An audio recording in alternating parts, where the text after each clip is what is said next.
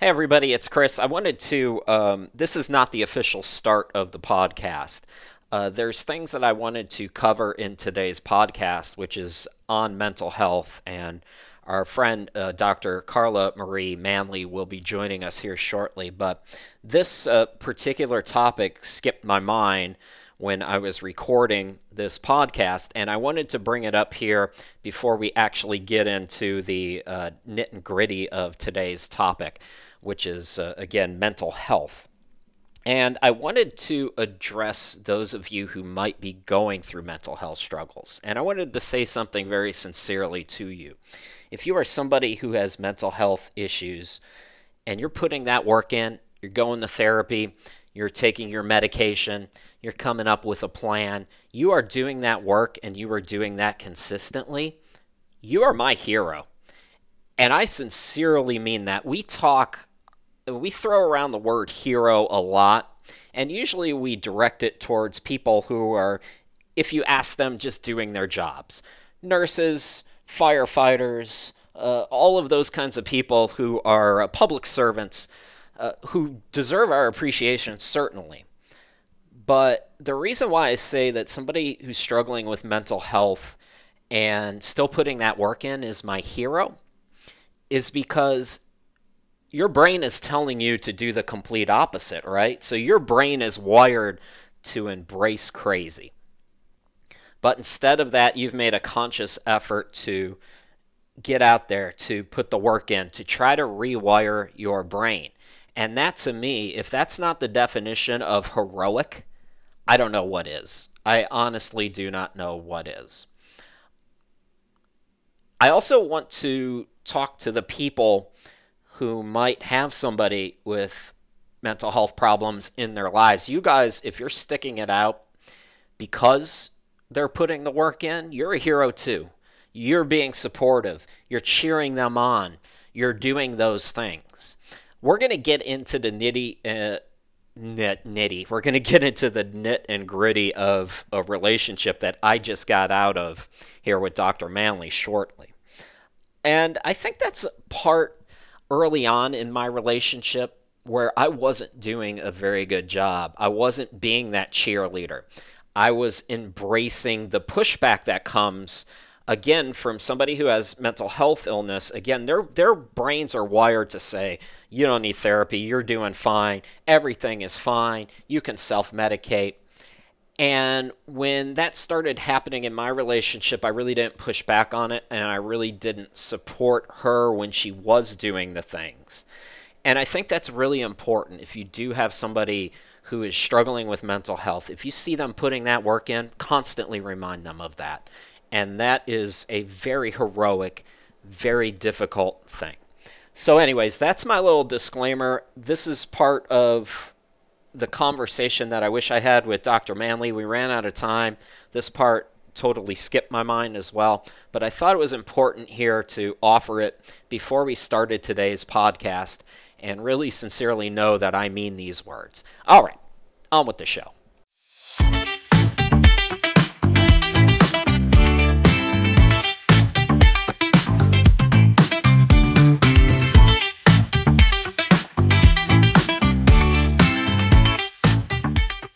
Welcome in, everybody, to There's Too Many Podcasts. It's a podcast about podcasts. My name is Chris Sheeman. I'm so glad to be with you here today. This is our season finale, and yeah, I know, I said we're going to get to 10 episodes. It's been a summer of mental health disasters, so we're ending on that note, and we'll have Dr. Carla Marie Manley from the podcast Imperfect. She's sitting patiently as I do this introduction here. So, if you have been, I got to do the promotions. Don't forget, visit the website, there's too many podcasts.com. Like us on Instagram at There's Too Many Podcasts, Threads, There's Too Many Podcasts, and Twitter. Yes, it's still Twitter to me. And that's at my name. That's at Chris Sheeman. And that's how you can get all the podcast news. And we'll get to season 2 probably next spring. After all of my other broadcasting assignments are completed. So, all right, shameless self-promoting is done. Now let's get into the topic. So, if you have been with us all season, you have been chronicling my relationship struggles. Well, I can tell you with some certainty that here in the season finale, unfortunately, my relationship did not last. It was, I'm almost glad we're doing this interview now because if I had done this even a week ago, I think I'd just be a blubbering mess. But I'm at a point of peace and happiness with this. Now, normally I like to have a very blunt, very open, very honest conversation with my audience. That's how I like to connect with people. However, this is a messy ending to this relationship. And there are some legal things that I might need to sort through as far as me being on her apartment lease. And, this is a person who I only dated for 7 months, so it's not that long of a relationship, but at no point in those 7 months did this person ever show any interest in my work whatsoever. In fact, that podcast we did with Katie Mack earlier this year, I was really excited for my now ex-girlfriend to listen to, and I think she maybe caught 2 minutes of it at the beginning, and that was it. So I'm not exactly worried about her checking this out, but anytime, there's only one side of the story, and anytime there are legal things that we're still working through, we need to kind of play it safe. So, what I thought we would do is kind of focus on my journey through this relationship, and that's why the lovely and talented and experienced Dr. Carla Marie Manley is with us today. She has the podcast Imperfect Love. She's written so many books that if you're just a dating dummy like me, you can probably read 2 or 3 or 10 or however many books she has and figure it out finally. Some of the books, Date Smart, Joy from Fear, Aging Joyfully, and the newest is The Joy of Imperfect Love. And Dr. Carla, let's bring you in here. How are you, my lady? I am super. Thank you for having me. It's a pleasure. Okay, after listening to that intro, do you want to still do this podcast? Absolutely. It's all about being human, being imperfect, doing things that we sometimes look back and say, hey, why did I do that? And figuring it out so we can do it differently next time. Well, that's very positive and lovely of you, and we're going to get into some of that. You know what I was doing right before you called, and I was kind of getting into the space of doing my recording, is I was listening to Joss Stone. Do you know Joss Stone at all? No, actually. All right. First of all, you, Dr. Carla, and all the listeners, this podcast will be here. You go listen to Joss Stone for a little while, and then you come back to the podcast and let me know what you think. But um, it's interesting to me. For me, music as therapy is really something that is important to me. And do you find that music can help people heal? Absolutely. Not only do I know this from my personal life, but I know it from my clinical work, from individuals, couples, and groups, that there's something about music, whether it has words, whether it doesn't have words, where it can help us on so many levels. If we're grieving, it can, there might be lyrics or a melody where the rhythm actually helps purge the body. Mm. Sometimes there's a song that's connected to happier days or sadder days. And sometimes the lyrics in certain songs can express that which we are unable to express, that which we at the time don't have words for, but we're saying to ourselves, this lyricist knows me. They got me. Somebody else out there felt this way before me. I'm not alone. Um, it's interesting to me because I started reading this book on love addiction. Mm, And the interesting thing that the author points out in this book is music can also have the opposite effect, where I'm somebody who, even when I was a kid, this is such a nerdy thing of me, but I would stay up and like listen to Delilah and listen to like all sad music, and light rock was a very big staple of the '80s and into the '90s. It's not so much anymore, but there is still that music out there. Anyways, it's the kind of music that for me relaxes me. If I have a big work project to do, that's the music, that's the station that's on my Pandora that's playing. But it's interesting that this book mentions that listening to too much of that can really kind of aid and abet a love addict, and kind of make us feel like almost like that love is this all encompassing, all empowering thing that is the only thing in life. What do you think about that comment from that author in that book? I would agree because I love the saying that everything in moderation, including moderation, right?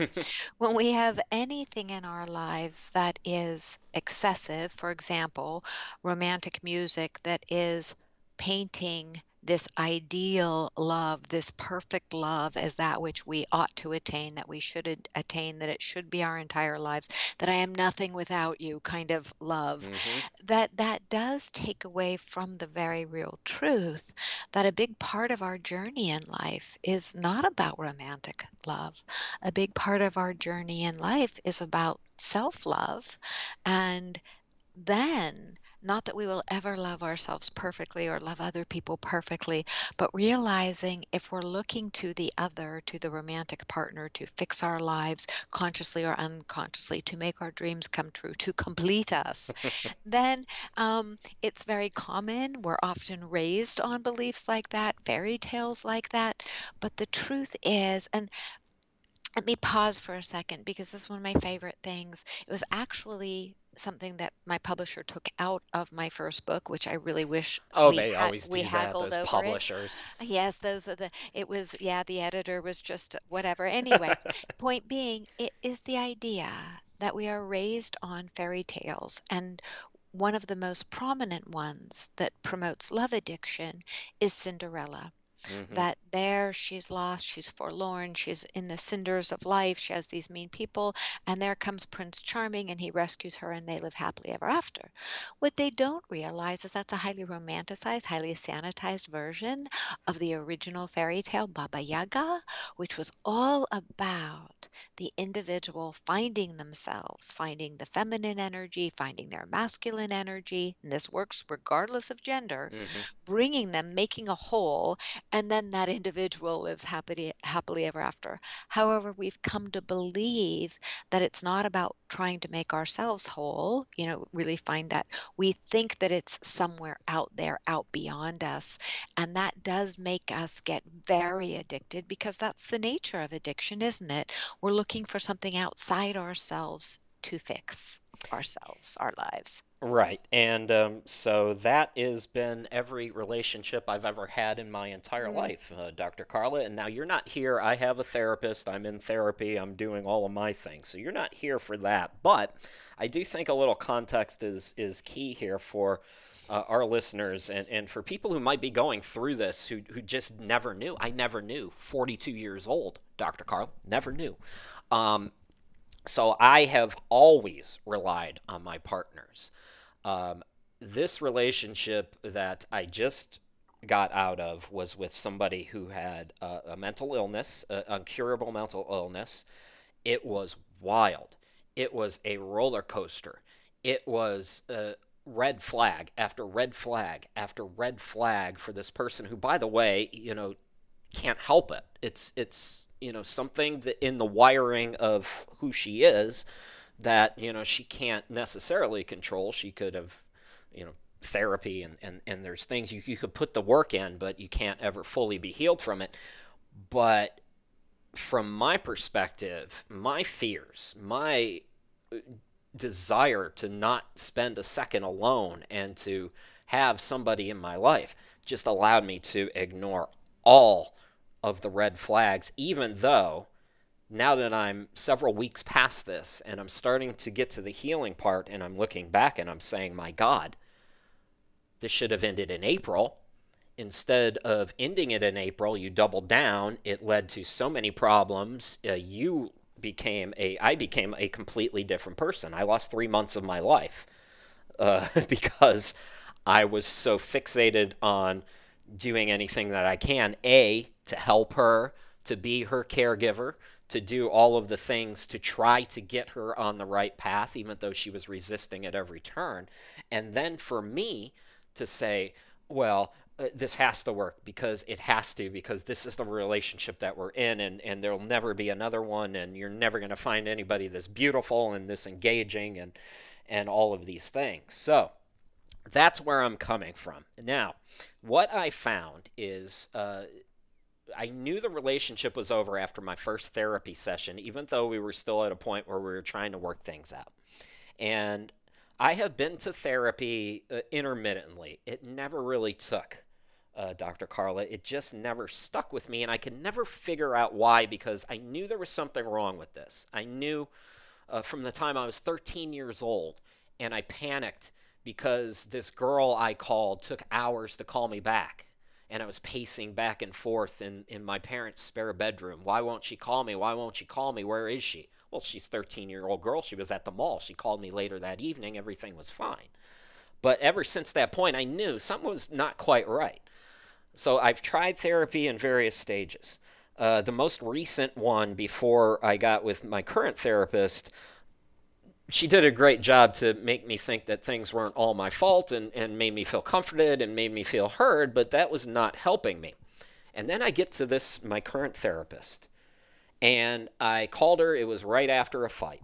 And I said, look, I'm so glad we're doing this right now because I just had a big fight and we have to fix this right away. And I don't know what to do. And this therapist stopped me and she said, first of all, sir, I just met you. We're not fixing anything today. And she sort of just stopped me in my tracks. First therapist to ever do that. And she said, I'm texting you something right now. I want you to take this quiz. And the quiz was on attachment theory. And I took the quiz, and you can probably, you want to take a guess on which attachment I have? I would imagine that you are what we call, people often call it anxious attachment, but it's known clinically as ambivalent, and the adult form is preoccupied. But I think Yes. you're talking about what people call anxious. Ding, ding, ding. Well done, my lady. Dr. Carla is on top of her game, folks. That is exactly what the results came back. So we kind of, first therapy session, we're getting to know each other, okay? But she afterwards texted me a ton of videos on anxious, preoccupied, and people who have healed from it, and books on it, and articles on it. And it was the best Saturday I've ever had in my life because I went down, I live in downtown Cleveland, Ohio, and I went down to the flats, and you can sit along the river, and I got a coffee, and I looked at these videos, and I watched these people, and it was like looking at myself for the very first time in my life. And it was this most incredible feeling to see yourself and to finally know, to finally say, oh my God, this is it. This is what's wrong with me. So, I was very long winded there. Dr. Carla, you still with me? I am still with you. You're used to long winded, I have to think, as a therapist. I don't see it as long-winded. And I'll pause here for a minute, Chris, because this may help you and the listeners. We often talk as you're talking because we're giving context, we're giving background, but we're also wired as humans to be storytellers and to make sense via story. And so it makes sense as you're talking, you're crafting the story, making sense, putting pieces together and putting pieces together, for people who are listening. So, and in truth, a good many of my clients do what we call the download. And a huge part of the session, the very first part, is all about them downloading. What are they doing? Yep. They're telling the story of what their week has been like, of what their challenges are. And so the goal for all of us in this, highly chaotic instant gratification world is to learn to be able to tune into people and listen to whatever the story is.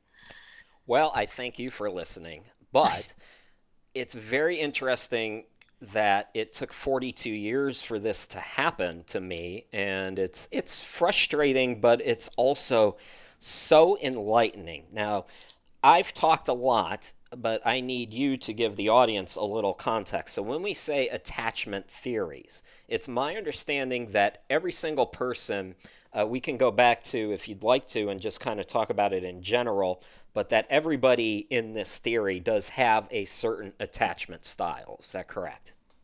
Yes, really quick background. And I cover a lot of this in my last book, The Joy of Imperfect Love, because it is attachment theory based. So I give the first chapter is about offering this information in a highly digestible way. Hmm.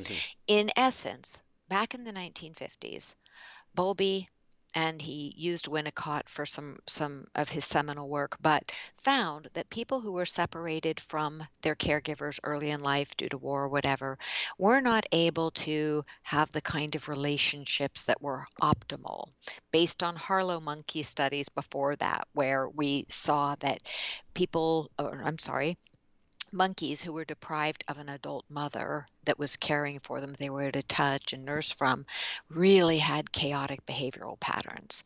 And even the ones who were allowed to be with a mother later on, they never had the social skills, the emotional intelligence, the social intelligence to behave appropriately. So from all of this came Mary Ainsworth, who developed attachment theory. You can look at it as some people are securely attached, meaning they had a caregiver or caregivers who were well attuned most of the time, what Winnicott called the good enough mother. We would now call it the good enough caregiver. So for those who don't have secure attachment, they weren't given that ideal environment or close to ideal environment. Then we have those who develop an insecure attachment. The insecure attachment is broken down into three styles: in childhood, secure, avoidant, and ambivalent.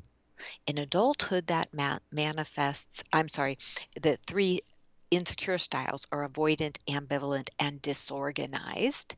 In adulthood, those manifest as dismissing, preoccupied, and unresolved. So those are the clinical terms.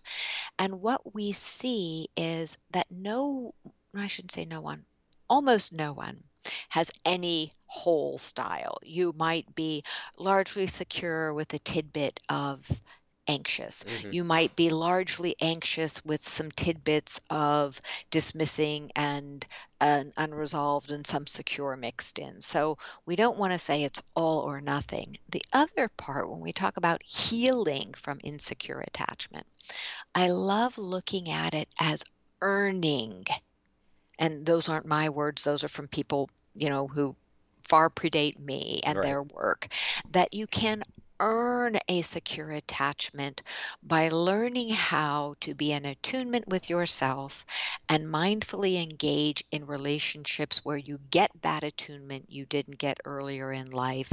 And when you don't get it, working through it with that partner or friend or family member in a really mindful way so that you've earned the secure attachment over time. So that's the short of it. And this is the really interesting point, and there's a couple of things I want to go back to here down the road. But when you talk about working with it through your partner, there are certain attachment styles that I found out the hard way that are just flat out not compatible with each other. My ex girlfriend was extremely avoidant, extremely avoidant, and I was extremely anxious. And, we had started out as just kind of, just having fun and going with the flow. And things were fine in the first few months. But around April, if you go back, those of you who are still paying attention to what I was saying earlier, I said I knew in April that it should have been over. Well, in April is when we kind of started to turn this page and say, we have a lot in common. There's a lot of common ground here. We're bonding really, really well. Maybe this isn't just fun. Maybe this is something that's serious. And as soon as that happened, that's when the power struggle began.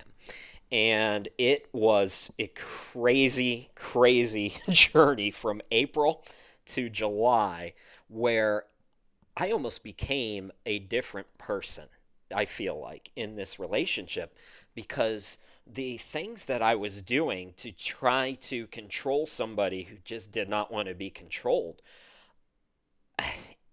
scared me. It was scary behavior. It was not physically abusive, but it was certainly emotional abuse. And I became somebody who I couldn't take anymore. And then I found out she had lied about certain things. Like I said, we're in a gray area here, so I have to be very vague. But certain things you cannot lie to somebody about, this person did lie to me about. And when I found that out, that was finally the push for me to say, okay, even though I'm anxious and I fear abandonment, and I know she fears abandonment as well, that this has to come to an end. But really, if you think about it, going back to April and just seeing the first red flags, had I been more secure, walk away. My question to you, though, when we look at secure, when we look at anxious, when I look at people online, and there's a lot of YouTube videos from people who say they were anxious and now they're secure, and it comes across so cold to me. And my ex, was putting work in on her own up until a certain point in our relationship where she had felt she was secure. And again, a gray area. She's not here to, say whether she was or wasn't, but I can tell you she wasn't. But the really interesting thing about this whole last few months of my life, Dr. Carla, is I don't know what happened to me. And is it just the attachment that caused this erratic behavior and this desperation that really repelled her and repelled myself in the process? Absolutely. And it's also probably some unresolved trauma underneath there. I don't know, and I'm Mm-hmm. not the therapist for you, Right, right. so but what happens when we say, and I'll use your words, that it's just attachment? That terminology, just attachment, is similar to saying, oh, it's just your heart or it's just your Mm-hmm. brain, because attachment theory is just a theory, Right. yet it really looks at the whole individual, how the body and the mind are affected when a primary caregiver or caregiver sets the stage for the individual not feeling safe on the planet, not feeling safe at home. And so when we look at Maslow's hierarchy of needs, that we need that foundation of safety and security in order to move up the steps of the pyramid to, to ultimately highest self-awareness, right? We see that attachment is critical. It's as critical as oxygen for the growth of the self. Mm. That, So, what you were playing out in your relationship, and it's very common when you have that I'll use your terms, the avoidant and the anxious. That is one of the very unmatched pairs because the avoidant will run. I'm sorry, the avoidant will run, and the dismissing or anxious will, I'm sorry, the avoidant runs, the preoccupied or anxious chases, right. and it worsens the situation. Neither person is aware of what's happening. So the person who is avoidant is getting more and more scared and angry because they are feeling chased and trapped. Mm-hmm. The person who is dismissing or anxious, they're getting triggered because they're feeling unseen, unloved, rejected, all of those things. So both are being triggered, and yet the work in it, and the work is possible if you have people who are both, emphasize both, willing to work on themselves, both willing and wanting and able to work on themselves. When the avoidant person pauses, that avoidant or dismissing person pauses, works through their fears, is able to turn back toward the other person instead of run from them. So that's one of the things we need, which takes a lot. I'm making it sound simple, but it takes a lot of work and a Yes, it lot does. of EQ. And then you have the person who is very preoccupied with the relationship, very anxious. If they can pause, stop. So the other person's stopping and turning, the other person, the chaser, is pausing, and then they can start talking to each other. One is not running, one is not chasing, and really making space and starting to get familiar with the discomfort that naturally arises with either not chasing or running, because those are familiar, if uncomfortable. So being comfortable in new roles and new ways of being and learning in real time with a romantic partner or a close friend how to experience relationship differently. Yeah, and I can tell you firsthand that It's very, very difficult when you have those two clashing, and especially when one, well, I mean, we were just, it was toxic. I mean, it was a wild ride. There were a lot of good moments. We connected on a very deep level in many ways, but overall, it was just massively toxic. Now, let's go back and talk a little bit about parents. Just in my case, one of the reasons I think that maybe a previous therapist had never thought to mention this to me before is because I've always painted my parents as, great. My parents were wonderful. I had both parents my entire life. There was never a lot of violence. I can remember certainly few moments there. And again, you're not my therapist. This is not a therapy session. Maybe there's things being repressed that I need to uncover in therapy. I don't know. But as far as I can remember, I had a very loving home. My question to you, as far as attachment theory goes, and as far as me becoming so anxious and so preoccupied, to say, is something as simple as the fact that both of my parents worked. My dad swung shifts, so he was all over the place. Every week was a different week when he would be available, when he would not be available. I had my babysitter, of course, Mrs. Molly. Shout out to you, Mrs. Molly. Lovely lady. Need to go visit her.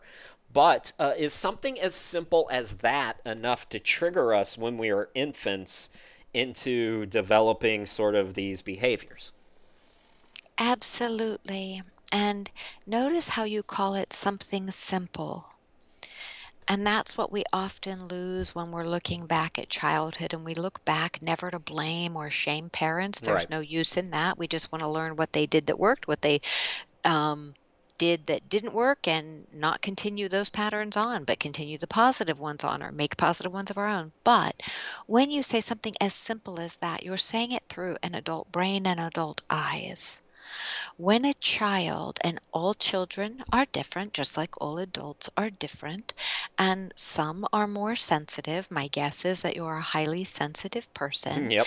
And so if you were born a rough and tumble, little girl, or a rough and tumble little boy, might not have bothered you as much. You might have been, hey, Miss Molly's great. This is great. I'm happy as can be. However, it clearly didn't work for you.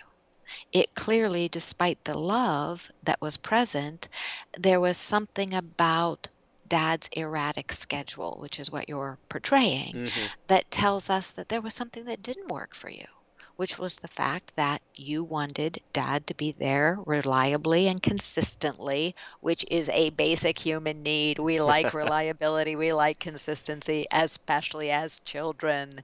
And most adults like reliability and consistency, even the free spirits. So we like that. And why?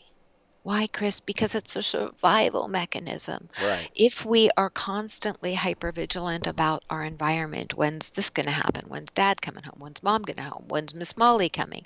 Then we're in, a hyper alert state. We are, cortisol's up, our adrenaline's up.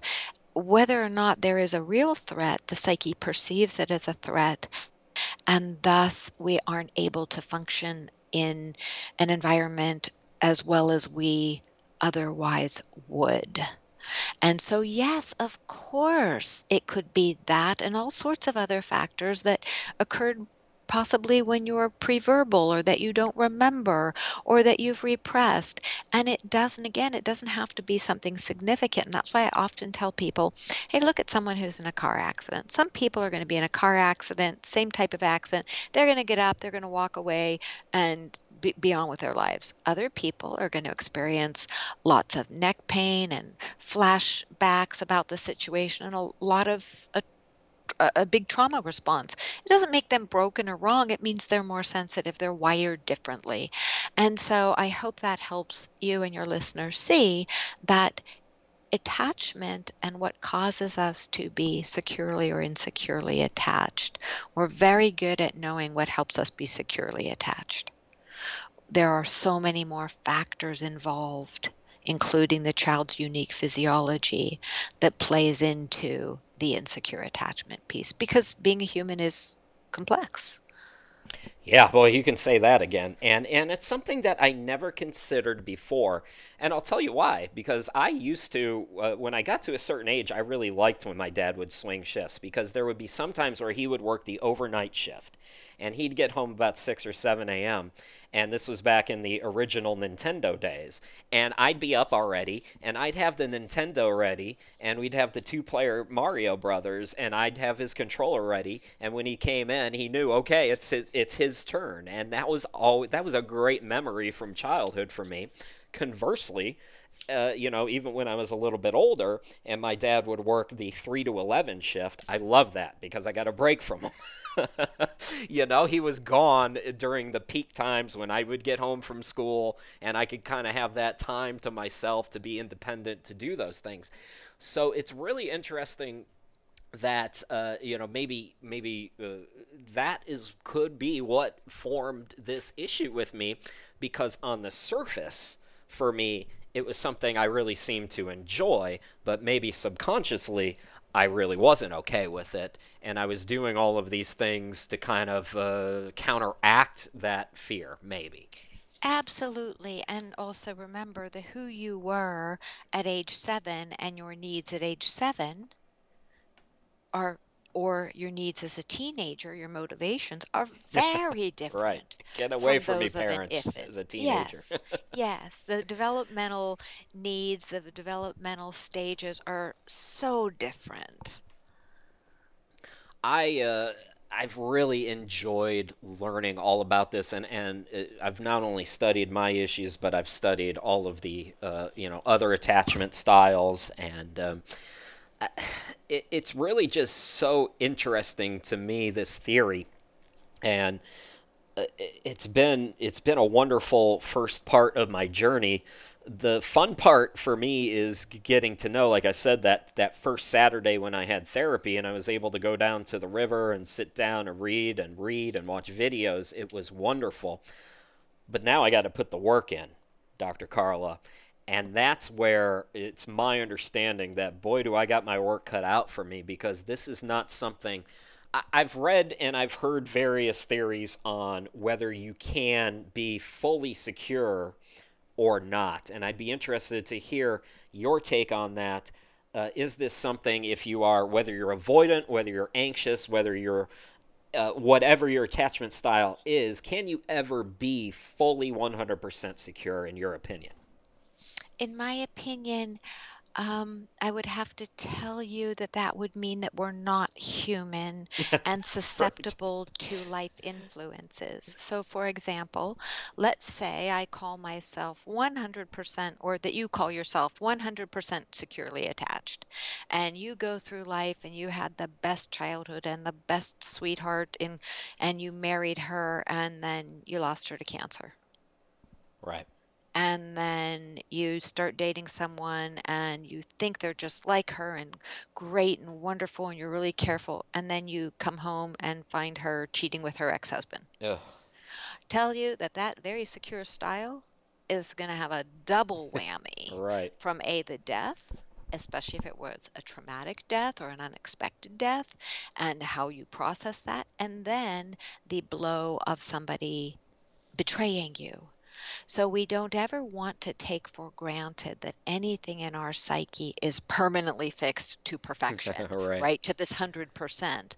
More rather than striving for the 100% secure, right? Thinking, I've got it, I'm perfect, now I've got the 100. The idea is to keep evolving. To keep finding those little pieces in us that naturally will feel insecure, that naturally will get triggered, but working to become more and more secure in the self and in our relationships over time. Will there be days where we feel 100%? Probably. Will there be days where we're feeling a little anxious about something? Probably. Why? Because we're imperfect.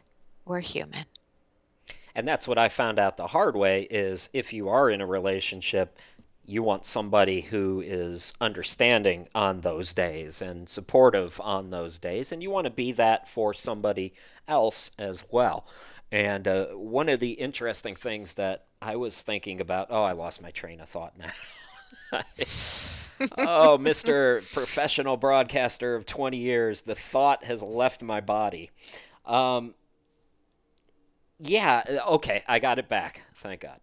I'm not editing any of this, by the way. This is all human, right? So we're being human right now. You We bet. That's the only way to be. we need to leave this in.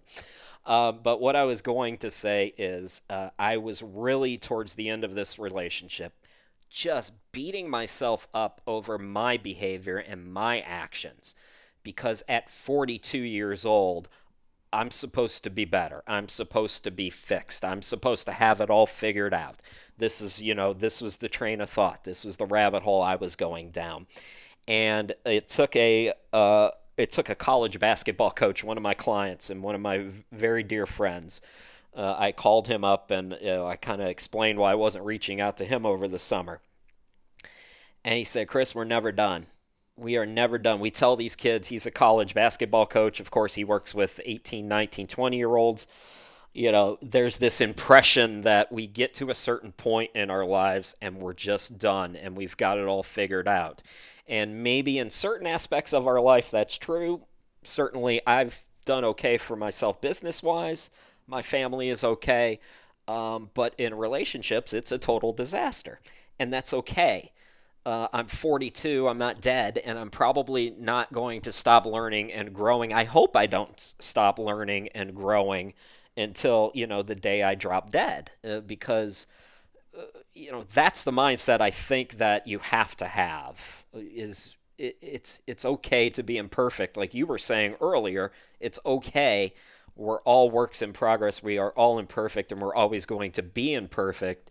And, to keep trying is to put effort in. And I think effort is a pretty sexy thing in a partner. Oh, I will tell you that it is one of the sexiest things because the least sexy thing is somebody who's not working, Right.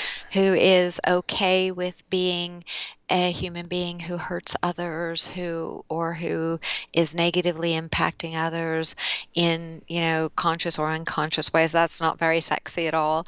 And so the part where you're being really hard on yourself, Chris, is the part where you're saying, I should have known this, I should have known that. I'm 42 years old. Right. I hear that from people in their teens, 20s, 30s, 50s, 70s. And the truth is that depending upon the lesson we need to learn and where we are, and if we've been in survival mode, and if self-work has even crossed our radar, we can expect ourselves to know that which we didn't know. And the only people that I think that, might want to really be a little bit more thoughtful of where they are, the people who are not learning the lessons that are put in front of them repeatedly when they have the tools and the wherewithal and the therapist saying, this is a wise step over here. Let's try this. And they're saying, no, no, no, no, I'm resistant because I'm perfect. Well, one might want to look, but we all evolve, and you've learned the lessons you've learned at the time you were meant to learn them. And for you to also say that you're these aren't your words verbatim, but something like your romantic life is completely a disaster. You're right. Oh my goodness, not at all. You've learned so much from this last relationship. Hard That, lessons. well, Hard. that's how we learn the best. We don't learn as much about almost anything except when we're really challenged. And so the beautiful part about life is when we have these wake up calls, go, man, that was hard. I don't want to repeat that. I want to do better at that. That makes us in such a better position to do the self work that's necessary, you're being asked to do. So I would say the quite the opposite. You might not feel great. You might not have all the EQ skills, the emotional intelligence skills that you want to have. Most of us don't because we're all evolving. Right. But realizing that what you're bringing to the table is an elevated awareness that a lot of people don't have at age 80 of what it takes to make a great relationship. That puts you ahead of the curve, Chris. Well, I'll take it, Doctor Doctor Carla. I wouldn't say it if I didn't think it was true. Well, that's very kind of you, and certainly I've got my work cut out for me. But it's really exciting to be able to put the work in, to be able to recognize these things. And I would like to give the audience an example here. For those of you who maybe it's still not setting in, if you ever watched How I Met Your Mother, Ted Mosby is on a quest for love, and he gets to a certain point where he has almost given up on it, and he's dating a younger girl. Sound familiar, ladies and gentlemen? Your friend right here. Yeah.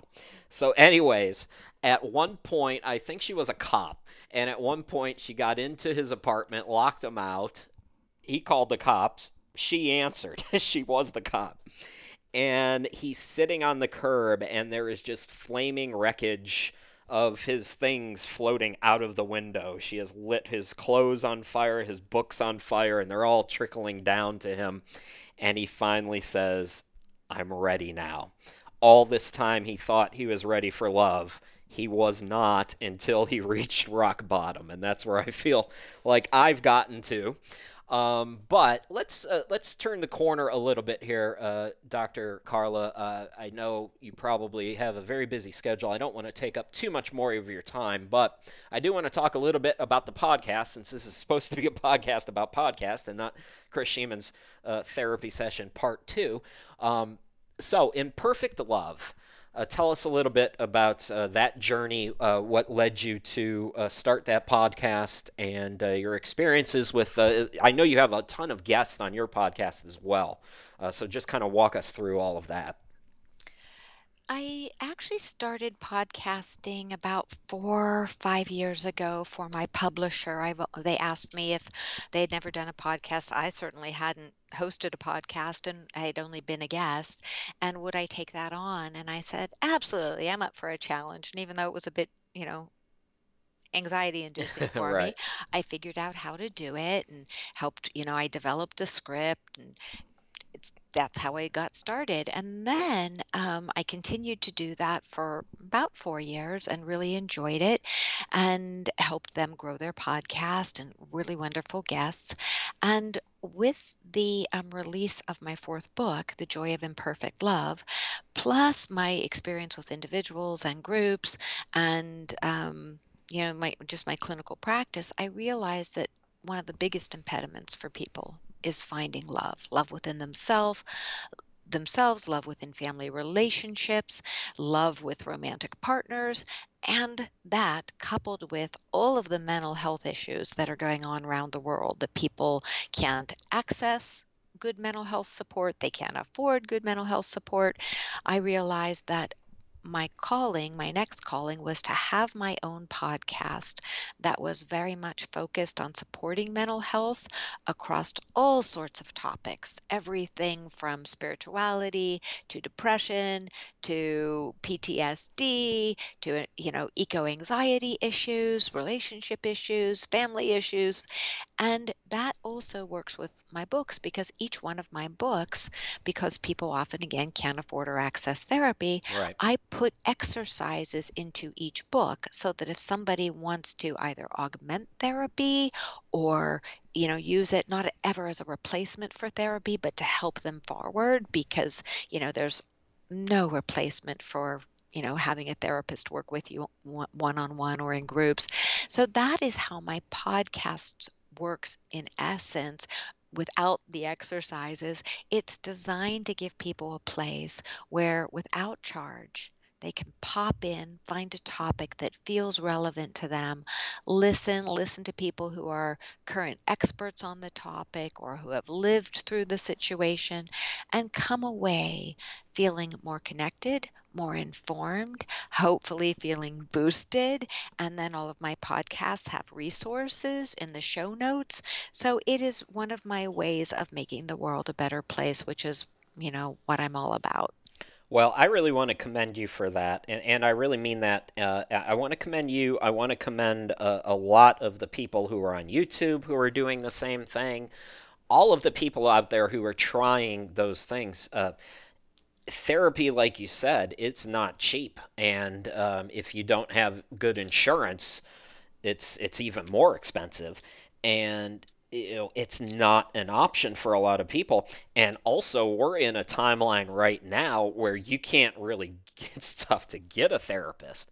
So you not only have to find a therapist, as I've talked about with my journey through therapy, you also have to find the right therapist for you.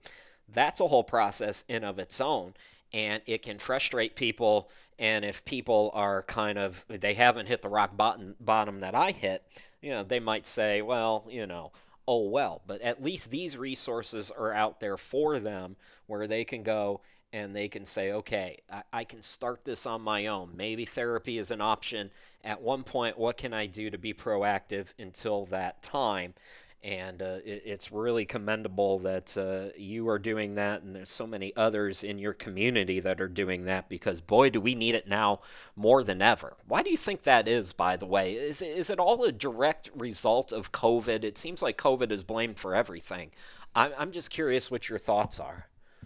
Okay, one thing, and I do have to highlight it, that one of the really significant problems, even if you have quote unquote good insurance, is the truth that many mental health practitioners will not take the quote unquote good insurance Right, yeah, good because they're point. paid a fraction of their regular, you know, billing rate, so they're making maybe not as much as an employee at a fast food restaurant, but they're not making a significant amount to cover all of their overhead. Right, Now, number two, in order to get paid, many of the insurance companies, I know this from personal experience, which is why I don't take insurance, they give you so much runaround that you've invested more money, more time tracking down the insurance payment. And so you end up making nothing. right. And most people have, to put a roof over their heads. So it makes it, and they do it purposefully. They do it purposefully Ugh. to tire out the clinicians and the individuals who are supposedly being covered so that people get exhausted and then either don't seek out mental health support or pay for it out of pocket, which is what they want you to do. They want you to take one of those two options, but it's egregious. So I did have to say that, and I actually have a podcast coming up on that topic with somebody who's very conversant in it. So that's on my radar. But why do I think it is? I don't think it can all be blamed on COVID. I think COVID propelled mental health issues to the forefront of people's awareness. But I think long before that, we have to look at, on an evolutionary level, we are collective people. We are tribal people. We are meant to be surrounded by people, to have touch, to have conversation, to be living where we have multi-generational families, all connected, where grandma's here and aunt's here. Right. And that's how we tend to thrive. We thrive in community. We are gregarious creatures, going back to the Harlow monkey studies. When you take, especially in America, our highly independence oriented, hyper independence oriented society, where people are alone in their apartments or their homes and beer is their best friend, or this substance or this TV show or whatever it is. Yeah, those feel good in the moment, but they're not what the brain, the mind, the body, the spirit, the psyche need. And so we end up feeling isolated, alone, and we end up also, on the other part, we're also out there often in the work world chasing all of this material success, educational success, and that's wonderful and fabulous up to a degree. But at some point, for many people, they find it empty and not worth that chase. And so they end up feeling depressed and anxious, and they're wasting their lives. So if you look at all of this, and parents who are working, again, no shame, no blame, two jobs, and they're not there to raise the kids, and the kids just want somebody to be there and attuned to them. So Right. we're perpetuating all of these cycles that we know don't work. Then add in social media and the toxic impact of social media, and it's highlighted on those who are teens and younger. Yet we must also realize, and I do talk about this a lot, that it does have a huge impact on adults as well. Because when we're in a constant world, when we're in a world we're constantly being told we're not good enough, not smart enough, not handsome enough, not attractive enough, not pretty enough, not skinny enough, not whatever enough, our mental health is going to suffer. And that is the world we are immersed in, where people are on their phones, on their computers, getting fed all of this information of how imperfect they are and how they need to fix it, rather than seeing that imperfection, the way I see it, if there's imperfection and it's something you can shift, like let's say you're really sarcastic and you find that it's making people not get along with you well or not like you, work on it. Absolutely work on it. But if you find that you're, you know, 5'2" and you wish you were 6'4", well, can't do anything about that. So Right. just breathe into it, accept that so-called imperfection, and, breathe into it, be it, love it, enjoy it, make friends with it. And that's not the message we're getting in today's world. In today's world, we're getting the message that says, oh, well, you're not tall enough, go into plastic surgery and have your shins lengthened, right? Or whatever it is. And those are real surgeries. So we're seeing that the quick fix is actually creating more issues, that quick fix mentality. So lots more to say on that topic, but that's an overview. Yeah, I mean, just looking at dating apps, it's funny you mentioned that height thing because I'm actually 5'5". Well, that's on a good day. I like to tell everybody I'm 5'5". I don't know. I might have to remeasure. But when you're a 5'5" guy and you're on a dating app, I mean, you might as well just be invisible because it's just I've had beautiful, wonderful women in my life, in my dating life. So it's not a self-esteem issue. This is just the fact of the matter that it's algorithms and it's things like that where you're invisible, basically. It's almost like if you're an overweight woman. I hate to use that kind of a crass comparison, but it's the only thing that's accurate when it comes to algorithms and when it comes to those things that they push on you and perpetuate to you. You're basically invisible on one of those apps, and it can make it can really do damage to your self-esteem if you're not comfortable enough with who you are as a person. So that's an interesting way to put it, and yeah, I couldn't agree more. It's social media, it's dating apps, there's a whole list of things. I almost am at the point where I long for the day. There was a time when I was a kid, and before school, if the Philadelphia Phillies were playing on the West Coast and I wanted to hear what happened, it wasn't in the newspaper, there was no internet, but I could call. There was a hotline you can call where they would report the scores over the phone. And I thought that was the greatest thing in the world in like 1993. And I almost long for those days again because we need to unplug, and I think we're just all too addicted to do so right now. Absolutely. Dr. Carla Marie Manley, her podcast is Imperfect Love. Dr. Carla, I want to thank you so much for giving us some of your time. And as far as the new book, it's The Joy of Imperfect Love. And before we let you go, any social medias, websites, if people are listening to this podcast and they're saying, wow, this sounds like me, I could use some help, how can they find you? Easy. My website is Sorry. drcarlamanley.com. And so you can find me through my website. I'm on Instagram, drcarlamanley.com, Facebook, TikTok, or TikTok, same, and Twitter, aka X, same. So easy, Dr. Carla Manley. And my books are on my website. They are on my publisher's website, and they're certainly on Amazon, Barnes and Noble, all those good places. Dr. Carla, thank you again so much for being with us, and best of luck to you as you do such great work helping people heal. And hey, maybe we'll come back and revisit this topic somewhere in seasons beyond. Awesome. Take good care. Thank you. All right, everybody, that's going to do it for the first season here of There's Too Many Podcasts. I want to thank not only Dr. Carla, but all of my guests this season. Thank you for listening, and come on back next spring. We'll do it again. Why not?